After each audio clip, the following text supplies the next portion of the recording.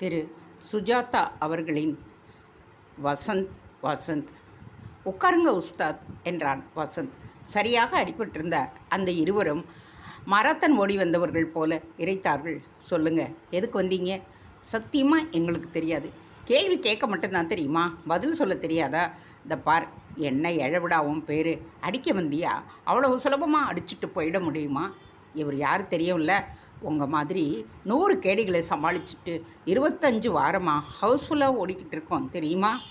இந்தா வாங்கிக்க, ஒன்று பாக்கி இருந்தது என்று தாடையில் அடித்தான் வசந்த். போதும் என்றான் கணேஷ்.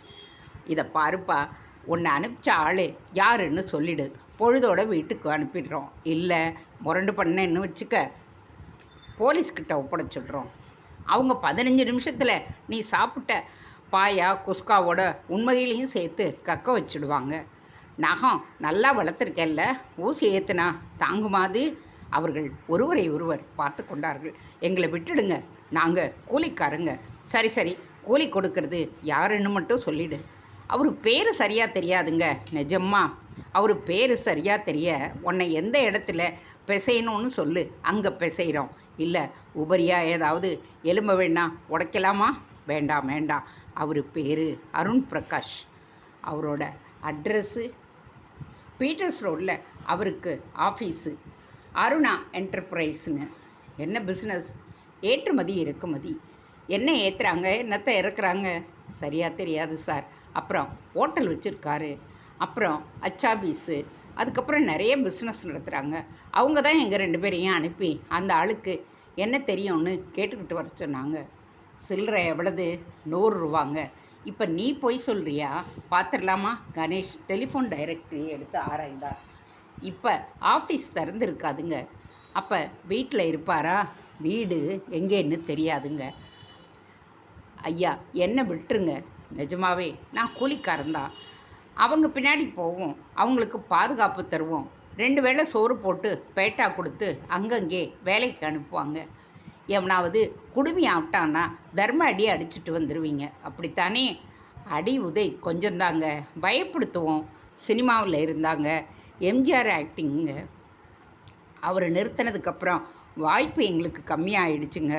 சம்சாரம், 2 பொட்டை பிள்ளைங்க. ஒன்று ஜென்ரல் ஆஸ்பத்திரியில் நர்ஸாக இருக்குங்க, மற்றது 10ஆம் கிளாஸ் படிக்குதுங்க. பேர் என்ன? ஏய், பேர் வேணாம், ஒன்று வேணாம். வசந்த். அருணா என்டர்பிரைஸ் பீட்டர்ஸ் ரோடில் இருந்தது. அது வரைக்கும் போய் சொல்லலாவன். அனுப்பி வச்ச ஆள் தான் இவங்க. அவங்கள விட்டுருவோமா பாஸ்? கூடாது. வீட்டில் நுழைஞ்சு கலாட்டா பண்ணதுக்கு போலீஸ் கம்ப்ளைண்ட் கொடுத்துட்டு அரெஸ்ட் பண்ணிக்கிட்டு போட்டோம். வேண்டாங்க ஐயா, நான் போலீஸ் ஸ்டேஷன் வாசலையே மிதித்ததில்லை. மிதித்து பாரு. எல்லாத்துக்கும் ஆரம்பம்னு ஒன்று வேண்டாமா? ஐயாவா, தயவு செஞ்சு விட்டுருங்க. ஏய், சமீபத்தில் உக்கல் கிராமத்துக்கு நீ போனியா? போனீங்க. பல்லாவரத்தில் உங்கள் எஜமானருக்கு வீடு ஒன்று இருக்குதா? பல இடத்துல இருக்குதுங்க. வசந்த், உக்கல் கிராமத்தில் என்ன செஞ்ச? கரெக்டாக சொல்லு, விட்டுடுறோம். ஒன்றுமே செய்யலிங்க. வான் ஓட்டிக்கிட்டு போனேன். பொட்டியில் லோடு ஏற்றுனாங்க, எடுத்துக்கிட்டு வந்து குடோனில் விட்டுட்டேன். எத்தனை பொட்டி? ஒரே ஒரு பெட்டி. எவ்வளோ பெருசு இருக்கும்? இவ்வளவு. அவன் கையில் சுமார் 1.5 அடி அகலம் காட்டினான். உயரம் அதுவும் அதே தாங்க. சீல் வச்ச பொட்டி. அதுக்குள்ளார என்ன இருந்தது தெரியாதுங்க, சத்தியமாக தெரியாது. நான் அதெல்லாம் கேட்குறதில்ல, கேட்கக்கூடாது, சொல்கிறதில்ல. சரி, இப்போ வந்தியே, உனக்கு என்ன குறிப்பாக சொல்லி அனுப்பிச்சாங்க? கிணத்துல என்ன இருக்குன்னு திருப்பி திருப்பி கேளுன்னாங்க. தங்கம்னு சொல்கிறானா, நகைன்னு சொல்கிறானா, வெறும் பாசி தண்ணின்னு சொல்கிறானா, எல்லாத்தையும் கேட்டுட்டு வந்து சொல்லுன்னு சொன்னாங்க. அவ்வளவுதாங்க. உக்கல் கிணத்துல என்ன பண்ணீங்க? நான் கிணத்து பக்கமே போகலிங்க. அந்த கிணறு எங்கே இருக்குன்னு தெரியாதுங்க. கிணத்துல என்ன இருக்குது தெரியுமா? அதுவும் தெரியாதுங்க. நான் கூலிக்காரன். டெலிஃபோனை எங்கே வெட்டினேன்? அவங்க தான் வெட்ட சொன்னாங்க. சரி, எங்கே வெட்டினேன்? உள்ளே போய் கேபிளை பிடுங்கி போட்டுட்டேங்க. வா, வந்து காட்டு. வசந்த், அந்த கேபிளை டெம்பரரியாக மறுபடி கனெக்ஷன் கொடு. அப்போ நான் போட்டுங்களா? இல்லை பிரதர், இன்னும் உன்னோட பேச வேண்டியது நிறைய இருக்குது. இந்நேரம் உட்கார்ந்திருந்ததில் அவர்கள் இருவருக்கும் புதிய தம்பு பிறந்திருக்க வேண்டும்.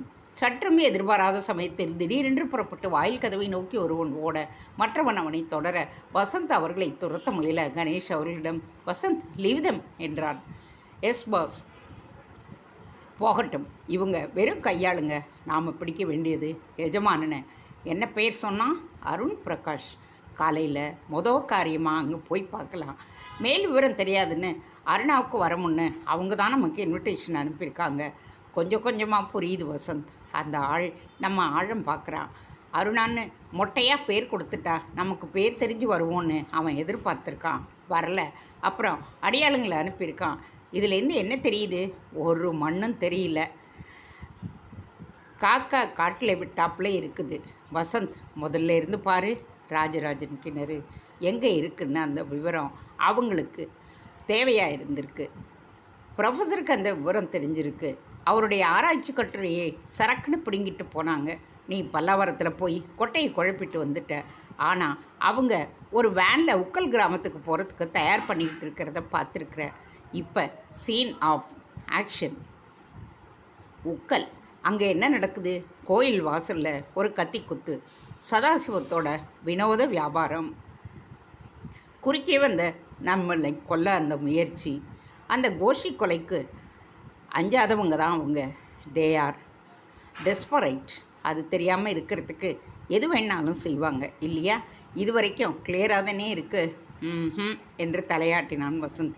ஏதோ பெரிய குற்றம் செய்கிறாங்க, அது தெரியுது. நான் சொல்கிறேன் பாஸ், இடத்துக்குள்ளே இருக்கிற ட்ரெஷரை எப்படியோ பாதாள கரண்டி போட்டு எடுத்திருக்கிறாங்க. தங்க காசுகள், நகை, ஏதேதோ அதை அப்படியே மெட்ராஸுக்கு எடுத்துகிட்டு வந்து விற்க ஏற்பாடு செய்திருக்காங்க. That's it, I got it. ஏற்றுமதி இறக்குமதி அருணா என்டர்பிரைசஸ் வெளிநாட்டில் பெரிய விலைக்கு தங்க காசுகளை விற்றுருக்குறாங்க. என்ன சொல்கிறீங்க? கணேஷ், இருக்கலாம், அதுவும் ஒரு சாத்தியம் என்றான். வேறு என்ன எழவு சாத்தியம் இருக்குது? Loose entrance. என்ன ஒன்றொன்னா சொல்லுங்க, முடிச்சு போடுறேன். 10க்கு 40 வியாபாரம். சிம்பிள். 10 தங்க காசுக்கு 40,000 ரூபா. அந்த சதாசிவம் நம்ம வியாபாரம் பேச வந்தவன்னு தப்பாக நினச்சிட்டான் போல. இல்லை வசந்த், இந்த வியாபாரம் தலைக்கீழ் வியாபாரமாக இருக்குது. 10க்கு 30 அல்லது 10க்கு 20 அல்லது 10க்கு 40 விட பெட்டராக நல்லதாக இருக்கே. அப்படியா? ஆமாம். அதுக்கப்புறம் பாரு, பஸ் ஸ்டாண்டில் சாம்பிள் கொண்டு வந்தியான்னு யாரோ ஒருத்தனை கேட்குறான். தஞ்சாவூர்காரனை. அங்கேயும் அதே வியாபாரம். எனக்கு என்னவோ அது ஒரு கோஇன்சிடென்ஸ்னு தோணுது. எனக்கு அப்படி தோணலை. சோடியத்தை பற்றி ஏதாவது தகவல் சேகரிச்சியா? இருங்க, இப்போ தானே ஆஸ்பத்திரியிலேருந்து கழட்டிண்டு வந்திருக்கேன். ஒரு நாள் டைம் கொடுங்க. சோடியத்தை பற்றி, சோடியத்தோட பெண்டாட்டிக்கு கூட தெரியாத தகவல்களையெல்லாம் நான் சேகரிச்சுட்டு வந்து தரேன். முதல்ல டெலிஃபோனை வெட்டி தொலைச்சிருக்கானான்னு பாரு. ஒட்டி. காலையில் கோர்ட் வேறு இருக்குது. பினாமி இழுத்தடிக்கிறது. அப்புறம் தமிழ்நாடு டைரக்டர் ஆஃப் ஆர்கியாலஜி ஆஃபீஸில் ஒரு சின்ன வேலை இருக்குது. அந்த பொண்ணு ஏதாவது கார்ப்பரேஷன் ஸ்கூலில் படிக்கிற பொண்ணாக இருக்கும். யார்? எந்த பொண்ணு? அந்த ஆளோட 2வது பொண்ணு. விவசாயே கிடையாதா உனக்கு? இனியாக்கிட்ட நான் போய் சொல்ல போகிறேன். ஒரு கேஸை எடுத்துக்கிட்டா எல்லா விவரமும் தெரிஞ்சுக்க வேண்டாமா பாஸ்? காலையில் 8 மணிக்கு வசந்த் இனியாவை சந்திக்க சென்றான். வாசலிலேயே நாற்காலி போட்டு பேராசிரியர் வீட்டிலிருந்தார். எதிரே குள்ளமான மேஜையில் டீ போலும் அதில் ஒரு கப்பை எடுத்துக்கொண்டு சுதந்திரமாக இனியா சீப்பிக் கொண்டிருந்தாள். அந்த இடமே அவளால் கொஞ்சம் பிரத்யேகமாக வெளிச்சம் பெற்றிருந்ததாக வசந்துக்கு தோன்றியது. Hello Vasanth. Hello Ini, I mean Iniya. Hello sir. காலையில் என்ன சார் பண்ணிக்கிட்டு இருக்கீங்க? பேப்பர் படிக்கிறீங்களா? உடம்பு சுகமாயிடுச்சா? சுகந்தாம்ப்பா. நீ எப்படி இருக்க? உனக்கு சரியாக போச்சா? எல்லாம் சார் ஆசீர்வாதத்தில். வெயிலாக இருக்கே, உள்ள போய் உட்காரலாமா நீங்கள்? பரவாயில்ல என்றார் பைப்பை இழுத்து விட்டு கொண்டே. வசந்த், உங்ககிட்ட சீரியஸாக ஒன்று பேசணுன்னார். பேசுங்க சார், நான் எல்லாம் காது. I am all years. Iniya, அப்பா நான் உள்ளே போகிறேன் அப்படின்னா. இனியா, நீ இப்போ உள்ளே போனால் வெளிச்சம் குறைஞ்சி போயிடும். அப்புறம் சார் பேப்பர் படிக்க முடியாது. வசந்த், இனியாவோட கல்யாணத்துக்கு அவசரமாக ஏற்பாடு செய்யணும். வசந்த் திடீரென்று மலர்ந்து, அதுக்கு என்ன சார்? மாப்பிள்ளைங்கிற ரீதியில் அது கூட செய்ய மாட்டேனா என்றார். மாப்பிள்ளையா? நீயா? யார் சொன்னது? அமெரிக்கா மாப்பிள்ளை. ஃபோட்டோ பார்த்து ஒத்துக்கிட்டான். அடுத்த வாரம் வர்றான். அவர் மேலே சொல்வது கேட்காமல் வசந்தின் மனதுக்குள் 1000 மின்னர்கள் ஓவர் டைம் செய்து கொண்டிருந்தன. காலை டிஐஜி ராஜேந்திரனை பார்க்கச் சென்றார்கள். என்ன சார், நீங்கள் டிஐஜி ஆனதுக்கு பார்ட்டி எதுவும் இல்லையா என்றான் வசந்த். இன்னும் 1 வருஷம் கழித்து கேளுங்க. என்ன வசந்த், உங்கள் கல்யாணம் எப்போ? அதை ஏன் கேட்குறீங்க? நம்ம ஜாதகத்திலேயே அந்த கட்டம் காலியாகத்தான் இருக்குது. இப்போ காதல் பண்ணிக்கிட்டு இருக்கான், அதிலே தான் விவகாரமே ஆரம்பிச்சது என்றான் கணேஷ். என்ன இது, சரித்திர ஆராய்ச்சியில் எல்லாம் இறங்கியிருக்கீங்க. கிணத்துக்குள்ளே இறங்கலை, அது ஒன்று தான் பாக்கி. அந்த கிணத்தை பாதுகாக்கிறதுக்கு மெசேஜ் அனுப்பி வச்சுருக்கேன். விவரம் என்ன சொல்லுங்கள். டெலிஃபோனில் சொன்னது ஒரே குழப்பமாக இருந்தது. Simple matter sir. தங்க காசுக்கு அலையிறாங்க எல்லோரும். பழைய காலத்தில் குந்துமணி, கழஞ்சு, காசு, மாடைன்னு அடித்து போட்டிருக்காரு ராஜராஜ சக்கரவர்த்தி. அதில் மாடைங்கிறது தங்க காசு. 500 காசு கிணத்துல போட்டுட்டதா சரித்திர குறிப்பு கல்வெட்டு இருக்குது. அதுக்கு தான் ஜனங்க ஆலாப்ப இருக்குது. சரித்திர குறிப்பினா ஆர்கியாலஜி டிபார்ட்மெண்ட்டில் எக்ஸ்கவேட் பண்ணி இருப்பாங்களே. இது ஏதோ இன்னும் வெளியே வராத ரகசிய கல்வெட்டு மாதிரி தோணுது. அதனால தான் உக்கல் கிராமத்தில் போக்குவரத்து அதிகமாக இருக்குது. அப்போ அந்த கிணத்தை இறைச்சி பார்த்துடலாம் வரீங்களா? என்ன கிராமம் சொன்னீங்க? உக்கலா?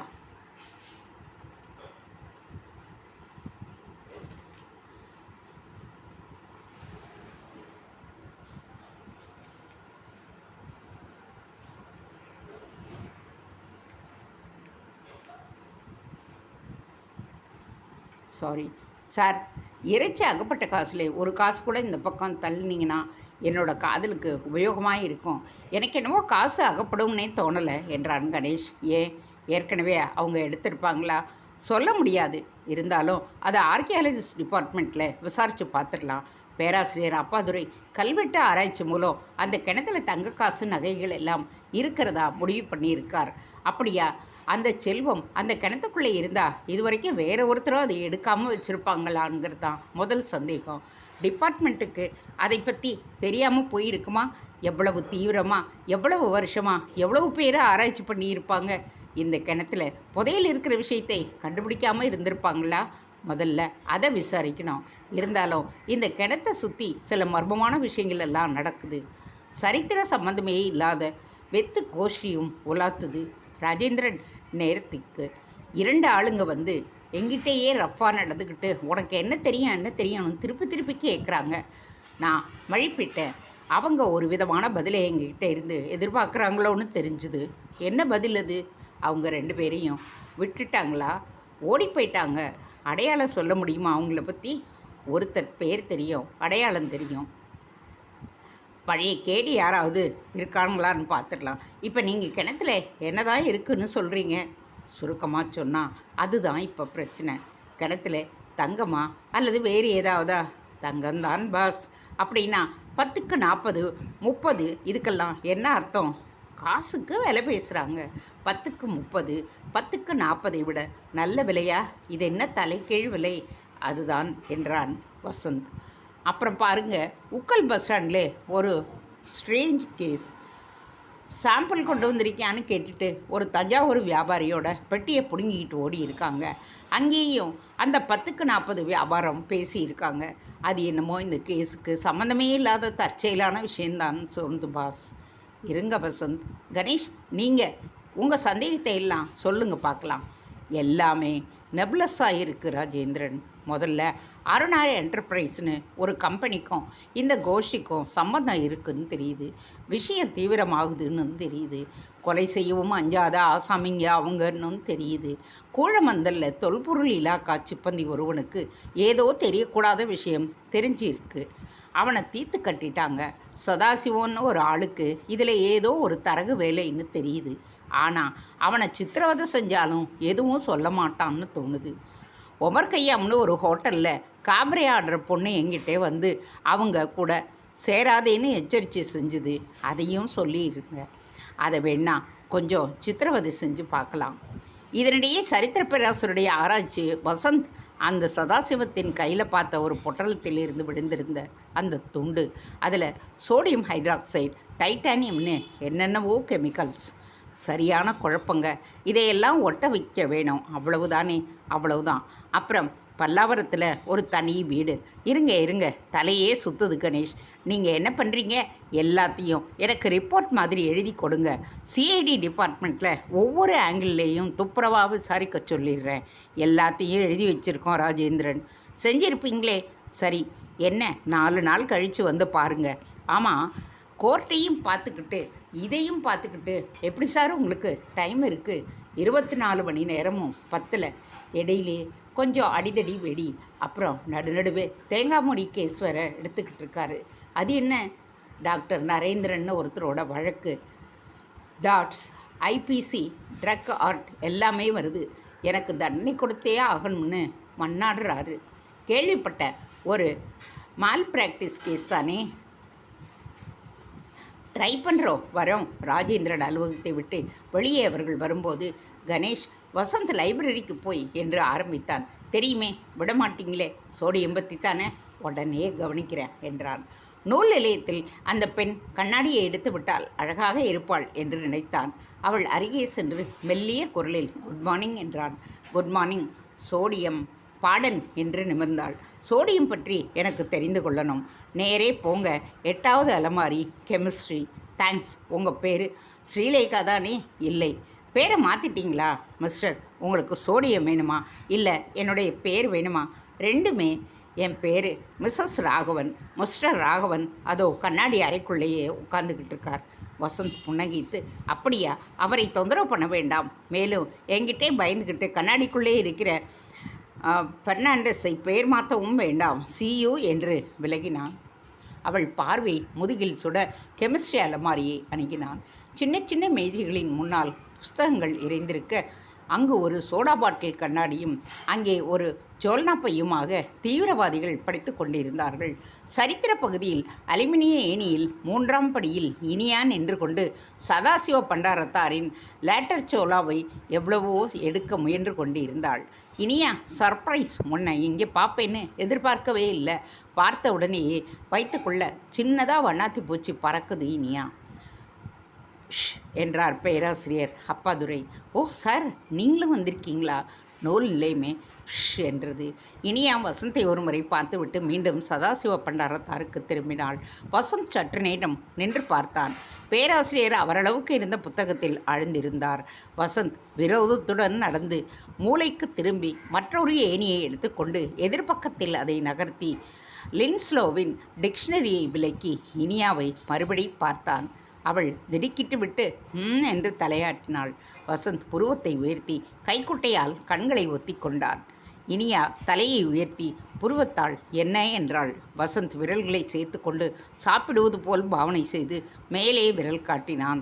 அவள் வருகிறேன் என்று தலையாட்டினாள். வசந்த் வாயில் விரலை வைத்து சத்தமின்றி விசிலடித்தான். முதல் மாடியில் இருந்த கேன்டீனில் வசந்த் காத்திருக்க இனியா அவசர அவசரமாக வந்தாள். அப்பாவுக்கு டிமிக்கி கொடுத்துட்டு வந்திருக்கேன். 5 நிமிஷம்தான் பேச முடியும். என்ன விஷயம்? சொல்லி தொலை. இனியா, 5 நிமிஷத்தில் என் மனசின் அண்ணல்களை எல்லாம் எப்படி சொல்ல முடியும்? 6 நிமிஷம் வேணும். இனி என் மவன் கவர்ந்த கண்ணி. இன்னும் நீ கண்ணிதானே? வெத்து பேச்சுன்னா நான் ஆட்டத்துக்கே வரல, போயிடுறேன். ஐயோ போவாத. ஜன்னலை திறந்து வச்சுட்டு அதை பேப்பரில் வந்துடுவேன். இனி நீ செய்கிறது நியாயமா? லோக்கலில் தோத்தா நாய் மாதிரி உன் கூடவே சுற்றிக்கிட்டே இருக்கேன். அமெரிக்காங்கிறியே? அப்பா தான் சொல்கிறார். அப்பா பேச்சை என்னால் மீற முடியாது வசந்த். ஐயகோ, வள்ளுவரே சொல்லி இருக்காரே, எப்பொருள் யார் யார் வாய் கேட்பினும் அப்பொருள் அப்பனின் சொல் என்றால் மீறு என்று. வசந்த், நீ என்ன நினச்சிப்பியா? என்ன கேள்வி இனியா? எனக்கு பிளட் ப்ரெஷர் எடுத்து பாரு. சிஸ்டாலிக் டயஸ்டாலிக் ரெண்டுமே இனியாங்கும். என் கல்யாணத்துக்கு தனியாக மெல்ல நடந்து வந்து எங்கிருந்தாலும் அழுகன்னு ஒரு பூச்செண்டை கொடுத்துட்டு விழியோர கண்ணீரை தொடச்சிக்கிட்டு ஃபேட் அவுட் ஆகிடுவியா? என்னது? அதுக்கு வேற ஆளைப்பாரு. நிறுத்து இந்த கல்யாணத்தை. புயல் கணக்கா குதிரையில் வந்து ஒரு லாவிட்டு போயிடுவேன். குதிரை நுழையிறதுக்கு மண்டபமாக பார்த்து கல்யாணத்தை வை. கல்யாண மண்டபம் புக் பண்ணியாச்சே வசந்த். இனியா, இதை பாரு. என் கையை பிடிச்சிட்டு வாழ்க்கையில் ஓரத்துக்கு ஸ்லோ மோஷனில் ஓட தயாரா நீ? தயார் வசந்த். கவலைப்படாதே, கல்யாணத்தை நிறுத்திடுறேன். வாத்தியார் அட்ரஸ் கொடு. பாலில் வர்க்கோலாஸ் கலந்துடுறேன், நயனத்தை சீவாளியை பிடுங்கி போட்டுடுறேன், ஊர்கோல காரை பஞ்சர் பண்ணிடுறேன். நீ என்ன பண்ணுற, மாப்பிள்ளை வரான் பாரு, அவங்கிட்ட எனக்கு ரகசியமாக ஒரு இடத்துல தழும்பு இருக்குன்னு சொல்லிடு. உனக்கு தழும்பாக இருந்தா அவனுக்கு என்ன, எனக்கு இல்லை, உனக்கு இனியாவுக்கு என்று அவன் தொட்டான். தொடாதே வசந்த். ஏன் இனியா புள்ளரிக்குதா உனக்கு? இல்லை, அப்பா என்னை தேடிக்கிட்டு மேஜையாக வந்துக்கிட்டு இருக்கார். வசந்த் உடனே அவளை விட்டு விட்டான். வாங்க சார், காஃபி சாப்பிட்றீங்களா? இனியா இங்கேயா இருக்கே, கொஞ்சம் போர் அடிச்சுதுப்பா, உட்காருங்க சார். பேராசிரியர் உட்காராமல், இல்லைப்பா, நான் யூனிவர்சிட்டிக்கு போகணும், அப்புறம் கல்யாண ஏற்பாடெல்லாம் பாக்கி இருக்குது. இனியா வசந்த்கிட்ட சொல்லிட்டேல ஒத்தாசிக்கு வர சொல்லி அதை பற்றி தான் பேசிக்கிட்டு இருந்தோம் சார். எல்லாம் சுபமாக முடிஞ்சிடும், கவலைப்படாதீங்க. வா இனியா, போ இனியா, பயப்படாமல் போ, நான் பார்த்துக்கிறேன். அவர்கள் சென்றதும் வசந்த் சற்று நேரம் மிச்சமிருந்த காப்பியை உற்று பார்த்து கொண்டிருந்தான். பில் கொண்டு வந்த சர்வரிடம் வாழ்க்கையே மாயமையா என்று சொல்லிவிட்டு மறுபடியும் லைப்ரரிக்குள் நுழைந்தான். சோடியம், இரு இதோ வர்றேன். முதலில் கெமிஸ்ட்ரி இனார்கானிக் பகுதியில் பார்த்தான். அப்புறம் இண்டஸ்ட்ரீஸ் யூசஸ் ஆஃப் சோடியம் பார்த்தான். அதன் பின் நேஷனல் கெமிக்கல் லெபார்டரியின் ஆராய்ச்சி குறிப்புகள், வருஷாந்திர அனுபந்தங்களை எடுத்து பார்த்தான். அட, சட்டென்று நிமிர்ந்தான். இதில் எப்படி ராஜராஜன் கிணறு வருது? வசந்த் அந்த பெண்ணை மறுபடியும் அணுகி, excuse me Mrs Raghavan, can I use your telephone என்றான். கண்ணாடிக்காரி நிமிர்ந்து, யூ அகெயின் என்றாள். ரொம்ப அவசரம், காசுக்கு உண்டான காலை கொடுத்துடுறேன். சாரி, காசுக்கு உண்டான காசை எப்படி குழப்போது பார்க்குறீங்களா? தலை போகிற விஷயம்மா, உதவி பண்ணினீங்கன்னா ஏன் உயிரில் உங்களுக்கு ஒரு எவர்சல்வர் லோட்டாவை எழுதி வச்சிடுறேன். அந்த பொண்ணை சிரிக்க வைத்து விட்டான். ஆல்ரைட், அந்த கண்ணாடி அறைக்குள்ளே இருக்கிற ஃபோனை உபயோகப்படுத்திக்கோங்க. பாஸ் கை கொடுங்க. டெலிஃபோன்லையா? என்னடா? சோடியம் கிணறு. விஷயம் என்ன, புரிகிற மாதிரி சொல்லு. நீங்கள் சோடியத்தை பற்றி தகவல் சேகரிக்க சொன்னீங்க. இருக்கிற எல்லா புஸ்தகத்தையும் பார்த்தேன்.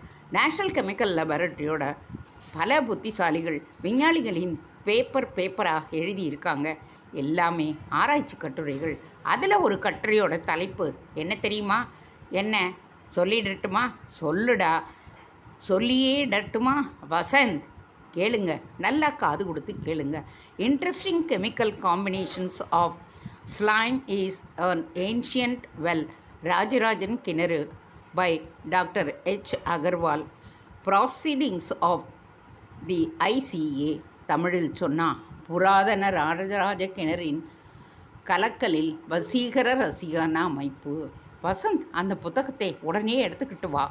முடியாது சார், ரெஃபரன்ஸ் செக்ஷனில் அது இருக்குது. இந்த பக்கம் பார்க்குறேன், பாக்குன்னு 4 பக்கத்தையும் கிழிச்சிட்டு பனியனுக்குள்ளே வச்சு எடுத்துகிட்டு வந்துடவா? சேச்சே, அப்படிலாம் செய்யாத. லைப்ரரியில் ஃபோட்டோஸ்டாட் சர்வீஸ் இருக்குது, பணம் கொடுத்துட்றேன்னு சொல்லி காப்பி எடுத்துக்க தருவாங்க. அப்படி இல்லைன்னா ஆர்டிக்கிளை அப்படியே காப்பி அடித்து பேப்பரில் எழுதிக்கிட்டாவது வா. தலைக்கால் புரியாத ஆர்டிக்கிள், பரவாயில்லை, காப்பி அடிச்சுண்டு வா, கிழிக்காத, சரியா? வசந்த் அறையை விட்டு வெளியே வந்து மறுபடியும் அந்த பெண்ணிடம் சென்று, பொய் சொன்னீங்க என்றான். பாடன், வாங்க, உங்கள் பேர் நளினி, மிஸ் ஆர் நளினி. எப்படி தெரியும் உங்களுக்கு? எனக்கு கொஞ்சம் அஸ்ட்ரல் பவர் உண்டு. ஒரு பெண்ணுடைய மூக்கு நாஸ்ட்ரல்ஸ் மூச்சு விடுறப்போ எப்படி விரியுதுங்கிறத வச்சுக்கிட்டு அவங்க பேரையெல்லாம் நாங்கள் கெஸ் பண்ணிடலாம். அப்படியா? மேலும் அந்த அறைக்குள்ளே இருந்த ரெஜிஸ்டரை ஸ்டாஃப் லிஸ்ட்டில் உங்கள் பேரை பார்த்தேன். உங்கள் லைப்ரரி ஃபோட்டோஸ்டாட் சர்வீஸ் இருக்குதா? ஒரு ஆர்டிக்கிளை பிரதி எடுக்கணும்னா. அவள் இப்பொழுது வசந்தை இவன் என்ன மாதிரி மனுஷன் என்கிற மாதிரி ஆர்வத்துடன் பார்த்தாள். அப்படி பார்க்காதீங்க, ஏற்கனவே எனக்கு கொஞ்சம் பிபி ட்ரபிள். இந்த மாதிரி நீங்கள் எத்தனை பொண்ணுங்களை அப்ரோச் பண்ணியிருக்கீங்க? வசந்த் அடிப்பட்டவன் போல, பெக்யுவர் பாடன், நான் ரொம்ப சீரியஸான இளைஞன், எனக்கு வாழ்க்கையில் சோடியம் ஒன்று தான் இன்ட்ரெஸ்ட். அவள் சிரித்து விட்டு, ஆர்டிக்கிள் என்னன்னு சொல்லுங்க என்றாள். ரெஃபரன்ஸ் செக்ஷனில் இருக்குது, வாங்க காட்டுறேன். மறுபடியும் வசந்த் அந்த அலமாரிக்கு சென்று அந்த புத்தகத்தை எடுத்து அடையாளம் வைத்திருந்த பக்கத்தை பார்த்து பிரித்து திடுக்கிட்டு விட்டான். என்னடா இது ஜீனி வேலையாக இருக்கு? சுற்றுமுன்றும் பார்த்தான். எல்லோருமே ஆழ்ந்து படித்து கொண்டிருந்தார்கள். மௌனம். டெலிஃபோன் செய்து விட்டு வருவதற்குள் அந்த பக்கங்களை யாரோ கிழித்து எடுத்து விட்டார்கள். என்ன கிடைச்சதா என்று அந்த நளினி அருகே வர வசந்த் சட்டென்று புத்தகத்தை புரட்டி வேறு கட்டுரை தேர்ந்தெடுத்து இதுதான் என்றான். அவள் அதில் விரலை வைத்து கொண்டு எடுத்துக்கொண்டு சென்றாள். அரை மணி கழித்து வாங்க, காப்பி ரெடியாக இருக்கும். அதுக்குள்ளே ஒரு காப்பி அடிச்சுட்டு வந்துடுறேன். உங்கள் பேர் சொல்லலையே. கோவிந்தா என்று சொல்லிவிட்டு புறப்பட்டான். அடுத்த முறை இந்த லைப்ரரிக்கு மாறு வேஷத்தில் தான் பாஸ் போக முடியும். ஏதோ சொல்லிட்டு தப்பிச்சிட்டு வந்துட்டேன். கிழிஞ்சிருந்தது. பக்கங்கள் நீக்கப்பட்டு விட்டன. இதிலேருந்து என்ன தெரியுது? என்னை யாரோ தொடர்ந்து லைப்ரரிக்கு வந்திருக்காங்கன்னு தெரியுது. அந்த ஆர்டிக்கிளை நாம் பார்க்க விடாமல் பண்ணுற அமைச்சூர் முயற்சி அது. அதில் என்ன தான் எழுதி இருந்தது? எனக்கு என்ன பாஸ் புரியும்? சாவகாசமாக படிச்சுக்கலான்னுட்டு உங்களுக்கு ஃபோன் பண்ண வந்தேன். அதுக்குள்ளே சிட்டா பறந்துடுச்சே. ஜேர்னலின் பேர் என்ன? Ganesh. Proceedings of the ICA. சரி, தேடி பார்த்துடலாம். ரகசியம் அதில் தான் இருக்குன்னு இப்போ நிரூபணம் ஆயிடுச்சு. சபாஷ், நீ எப்படியாவது ராத்திரிக்குள்ளே அந்த ஆர்டிக்கிளை மறுபிரதி எடுத்து பார்த்துட்டு நகல் எடுத்துக்கிட்டு வந்துடு. என்ன, எங்கே போவ? சரித்திர பேராசிரியராச்சு, இப்போ ரசாயன பேராசிரியர் ஒருத்தரை பிடிச்சிக்க வேண்டியதான். என்ன பண்ணுவியோ? எனக்கு ராத்திரிக்குள்ளே ஆர்டிக்கிள் வந்தாகணும். வந்துடுச்சு, கவலைப்படாதீங்க பாஸ். சின்னதாக ஒரு ஃபோன் அடிச்சுக்கலாமா? இனியாவா? ஆமாம், கல்யாண மண்டபம் பற்றி விசாரிக்கணும். குதிரை நுழையுமான்னு பார்க்கணும். ஹலோ, கொஞ்சம் இனியா போடுங்க. குதிரையா? வடக்கத்தி கல்யாணமா? இல்லை பாஸ், வடக்கத்தி கடத்தல். ஓ, ஹலோ இனி. இந்திரன் தோட்டத்து முந்திரியே, மன்மத நாட்டுக்கு மந்திரியே, ராஜபார்வை பார்த்தியா? ஓ, பக்கத்தில் அப்பா இருக்காங்களா? கொஞ்சம் கல்யாண மண்டபத்தின் பேர், ஊர், ஜாதகம் எல்லாத்தையும் சொல்லிட்டேன்னா சௌரியமாக இருக்கும். கணேஷ் யோசனையில் இருந்தான். ரசாயன கட்டுரைக்கும் ரங்கராஜன் கிணறுக்கும் ராஜராஜன் கிணறுக்கும் என்ன சம்பந்தம்? விந்தையாக இருக்கிறது. ரசாயனம் இந்த விவகாரத்தில் அடிக்கடி வருகிறது. Sodium hydroxide, titanium. கணேஷ் சற்று நேரம் எல்லாவற்றையும் கழற்றிவிட்டு ஏகாக்கிர சிந்தையாக யோசித்து பார்த்தான். ஏதாவது ஒரு ஒட்டி இருக்க வேண்டும். முதலில் ஆர்கியாலஜி டிபார்ட்மெண்ட்டில் விசாரித்தாங்களான்னு ராஜேந்திரனை கேட்கணும். வசந்த், கொஞ்சம் சுருக்கமாக பேச்சை முடிச்சுக்கிறியா? டெலிஃபோன் வேணும். பை எண்ணி கணாக்கான்ற போது அமெரிக்கா பார்ட்டி வந்தான்னா விரட்டி விட்டுடு. என்ன பாஸ், யாருக்கு ஃபோன்? கொஞ்சம் ராஜேந்திரனை கூப்பிடு. வசந்த் மறுபடியும் நம்பர்களை சுற்றும் பொழுது, பாஸ், ஏதாவது கிணத்துக்குள்ளே தென்பட்டுதோ என்றான். கொஞ்சம் கொஞ்சம் தெரியுது. தங்க காசு தானே? இருக்கலாம். தங்க காசு இல்லை தானே? அப்படியும் இருக்கலாம். வசந்த், அந்த கிணத்துல தங்க காசுகளை போட்டுட்டதா கல்வெட்டு குறிப்பு இருக்குன்னவோ நிஜம். ஆனால் இவங்க தேடுறது தங்க காசுகளை ஊர்ஜிதமாக நமக்கு இன்னும் தெரியல. ஹலோ, கொஞ்சம் டிஐஜி கூட பேசலாங்களா? என் பேர் Vasanth, lawyer, Ganesh assistant. Thanks. Rajendran, Rajarajan கிணறு, ராஜேந்திரன், டிஐஜி சரித்திரம் எப்படி மாறிப்போச்சு பாருங்க. அப்பா பிள்ளையாக இருந்தவங்க கிணறும் போலீஸ் ஆஃபீஸருமாக மாறி போயிட்டாங்க. என்ன சார், வணக்கம், நான் தான் வசந்த். கணேஷ் டெலிஃபோனை பிடுங்கி கொண்டு, ராஜேந்திரன், தொல்பொருள் இலாக்கா கிட்ட விசாரிச்சிட்டிங்களா? சொல்லி இருந்தனே என்று கேட்டான். விசாரித்தேன் கணேஷ், அவங்க ரிப்போர்ட் கொடுத்துட்டாங்க. ரிப்போர்ட்டா? அது என்ன சொல்லுது? யூஸ்வலாக கவர்மெண்ட்டோட வழவழ ராஜராஜன் கிணற்றில் தங்க காசுகள் போடப்பட்டிருப்பதை பற்றி கல்வெட்டு செய்திகள் இருப்பது இந்த டிபார்ட்மெண்ட்டுக்கு தெரிந்த விஷயம். அந்த காசுகள் மறுபடி 14ஆம் நூற்றாண்டில் கிணற்றிலிருந்து எடுக்கப்பட்டு விட்டன என்றும் நாகப்பட்டன் என்கின்ற ஒருத்தன் அவைகளை கவர்ந்து சென்று விட்டதாகவும் போதுமான ஆதாரங்கள் இருக்கின்றன. இப்பொழுது அந்த காசுகள் எங்கே இருக்கின்றன, யாரிடம் இருக்கின்றன என்பது பற்றி பற்பல அபிப்பிராயங்கள் நிலவுகின்றன. போலீஸ் டிபார்ட்மெண்ட் இது பற்றி மேற்கொண்டு தகவல் தந்தால் நன்றி உடையவர்களாக இருப்போம். சரிதான், அவங்க என்ன சொல்கிறாங்க புரியுதா கணேஷ்? தங்க காசு இருந்தது கிணத்துல, ஆனால் இப்போ இல்லைங்கிறாங்க. இருந்தாலும் இருக்கலாங்கிறாங்க. நடுவில் யாரோ அடிச்சுட்டு போயிட்டாங்கன்னு ஒரு பட்டனை வேற சொல்கிறாங்க. இது பற்றி பேராசிரியரை கேட்டு பார்க்குறேன். அப்போ தான் ஊர்ஜிதமாகும். அவர் இந்த வெட்டில் எல்லாம் அத்தாரிட்டி. அப்புறம் கணேஷ், அந்த கூழமந்தல் ஆசாமி குத்துப்பட்டு செத்தானான்னு சொன்னீங்க பாருங்கள், அதை கொஞ்சம் விசாரித்தேன். சிலதெல்லாம் சுவாரஸ்யமாக இருக்குது. ஆசாமி குத்தப்படுறதுக்கு முதல் நாள் உக்கல் வந்திருக்கான் ஒரு நண்பரை பார்க்குறேன்னு சொல்லிட்டு. அந்த நண்பரை பிடிச்சி தீர விசாரிச்சதில் தெரிஞ்ச விஷயம் கொஞ்சம் சுவாரஸ்யமாக இருக்குது. அந்த ஆள் நண்பன்கிட்டே சொன்னாராம், உக்கல்ல அந்த கிணத்தை சுற்றி ஏதோ வினோதமாக நடக்குதுப்பா. எனக்கு அந்த ராஜராஜன் கிணத்தையும் பார்க்குறதுக்கு டியூட்டி. அதை பார்த்துட்டு வர நேற்று ராத்திரி போனேன். அங்கே கோஷ்டியாக 4-5 ஆசாமிங்க வேனில் வந்து இறங்கி பக்கெட்டாக அந்த கிணத்துல ராத்திரியில் தண்ணி எரிச்சாங்களாம். இவன் போய் அதை பாருப்பா, எதுக்காக இந்த பாழுங்கிணத்துல ராத்திரி நேரத்தில் தண்ணி எரிக்கிறீங்க? இது சர்க்கார் கிணறு, நான் தான் காவல்காரன்னு சொல்ல அவனை போடான்னு விரட்டி விட்டாங்களாம். மறுநாள் அதை பற்றி பட்டணத்துக்காரங்க பார்வையாளர்கள் யாராவது வந்தால் ரிப்போர்ட் பண்ண போகிறேன்னு சொன்னானாம். அதை சொல்கிறதுக்கு தான் உங்ககிட்ட வந்திருக்கான். மறுநாள் அதுக்குள்ளே குத்துப்பட்டிருக்கான். சுருங்க சொன்னால் சம்பவ தினத்துக்கு முதல் நாள் வேனில் வந்து தண்ணி எரிச்சிருக்காங்க. தண்ணி எரிச்சிருக்காங்களா இல்லை சேகரிச்சிருக்காங்களா அது என்னவோ சரியாக தெரியல. கிணத்துல தண்ணியை யாராவது சேகரிப்பாங்களா? அதுதானே. அப்புறம் ராஜேந்திரன், அந்த அருணா என்டர்பிரைஸ் பற்றி விசாரிச்சிங்களா? விசாரிச்சுட்டேன் கணேஷ். பிஸ்னஸ் எல்லாம் பார்த்தா நிழலாக எதுவும் இல்லை. எக்ஸ்போர்ட் இம்போர்ட் பண்ணுறாங்க. பெல்ஜியமில் ஒரு கம்பெனி மிஷினரி ஏஜென்சி எடுத்திருக்காங்க.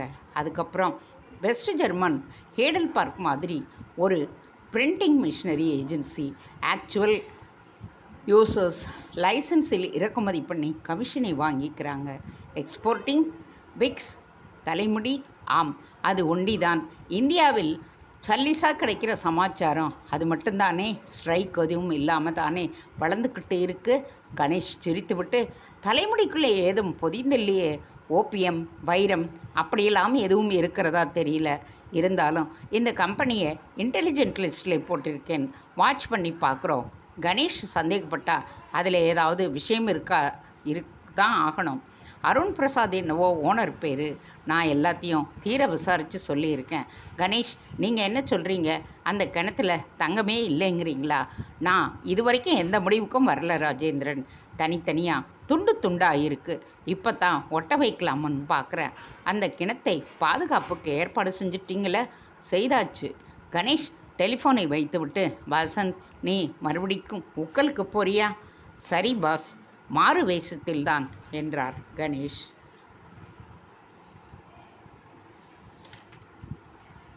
என்னது, நான் மாறு வேஷத்தில் போகணுமா?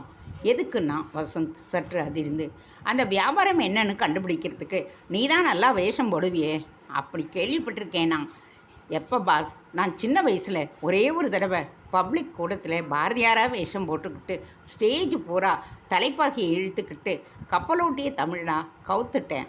அதுக்கப்புறம் ஜென்மத்துக்கும் வேஷம் போடுறதில்லைன்னு எங்கள் அம்மா கிட்ட சத்தியம் பண்ணி கொடுத்துருக்கேன். என்ன வேஷம் போடணும்? ரெஃப்ரிஜிரேட்டராவா? அப்படி ஏதாவது இம்பாசிபிளாக சொல்லிடுவீங்களே. நீ என்ன வேஷம் போட்டுக்கிறியோ கொஞ்சம் நம்புபடியாக போடு.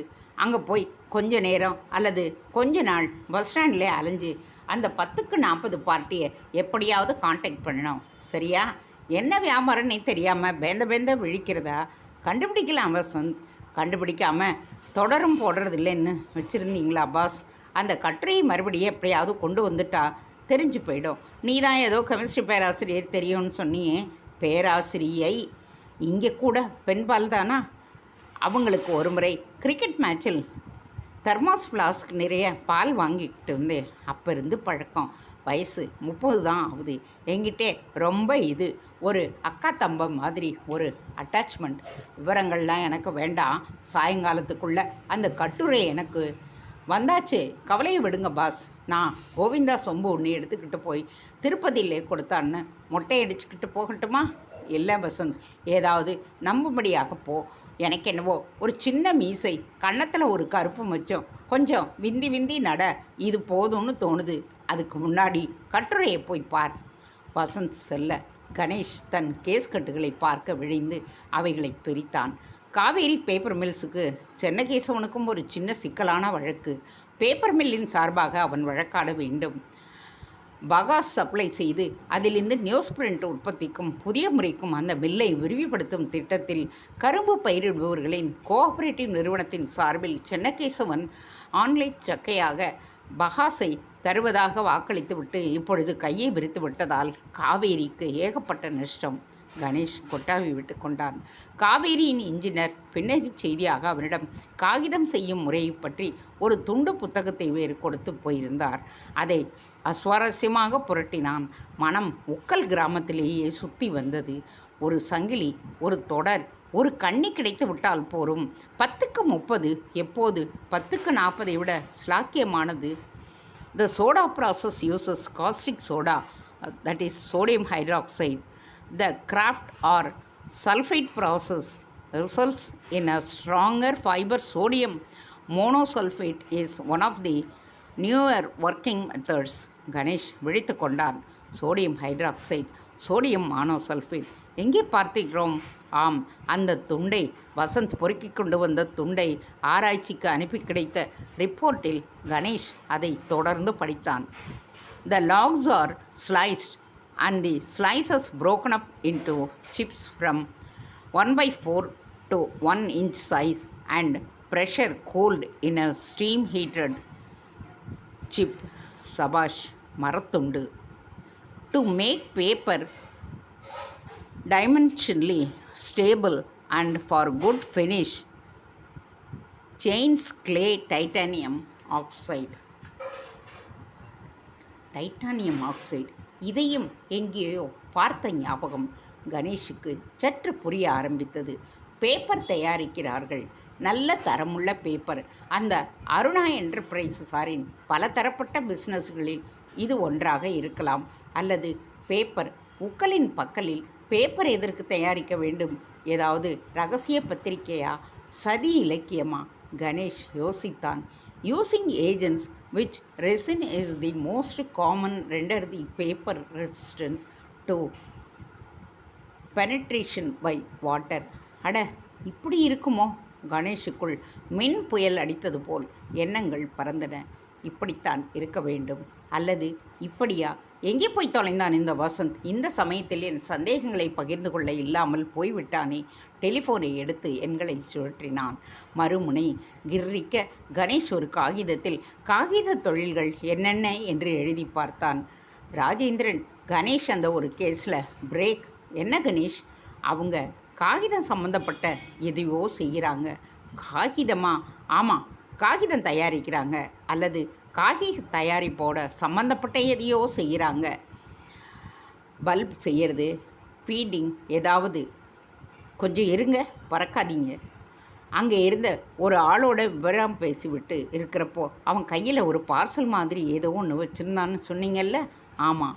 அடுத்த தடவை வசந்த் அவனை சந்திக்க போன போது அந்த பார்சலில் இருந்தோ அதோடு சம்மந்தப்பட்ட ஏதோ ஒன்றிலிருந்தோ விழுந்த பொருள் ஒன்றை பொறுக்கி எடுத்துகிட்டு வந்து அதை நான் உங்ககிட்ட போலீஸ் லேபில் அனலைஸ் பண்ணி ரிப்போர்ட் தரும்படி கூட கேட்டுக்கிட்டேனே, ஞாபகம் இருக்கா?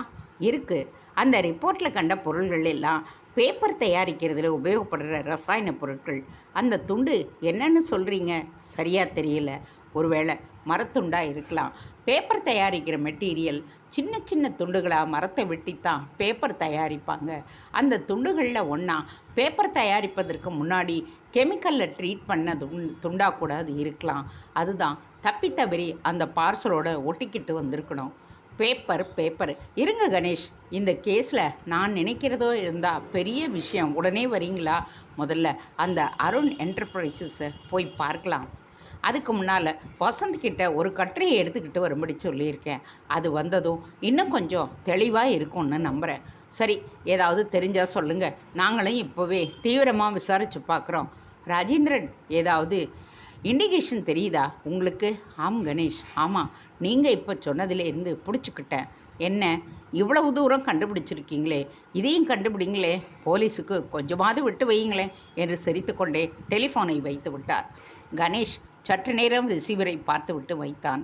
வசந்துக்காக காத்திருந்தான். இப்போதைக்கு வருவான் போல தெரியல. கேஸ்கட்டை மறுபடியும் எடுத்து பார்த்தான். எண்ணம் அதில் செல்லவில்லை. கிணற்றையே சுற்றியது. காகிதம், கிணறு. காகித உற்பத்திக்கும் கிணற்றுக்கும் என்ன சம்பந்தம்? கோர்ட்டுக்கு சென்று ஆஜராகி அந்த சிக்கலான வழக்கில் மந்தமான போக்கில் அவன் மேம்போக்காக ஈடுபட்டான். உள்ளே கிணறு உறுத்தி கொண்டே இருந்தது.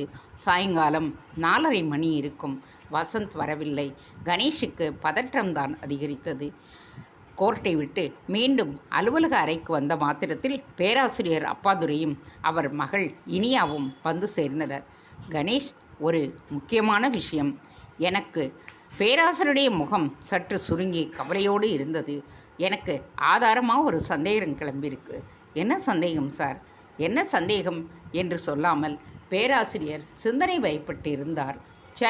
இது எப்படி சாத்தியம் என்றார். கணேஷ் இனியாவை கேள்விக்குறியுடன் பார்த்தார். மறுபடி உக்கல் போகணுங்கிறார்.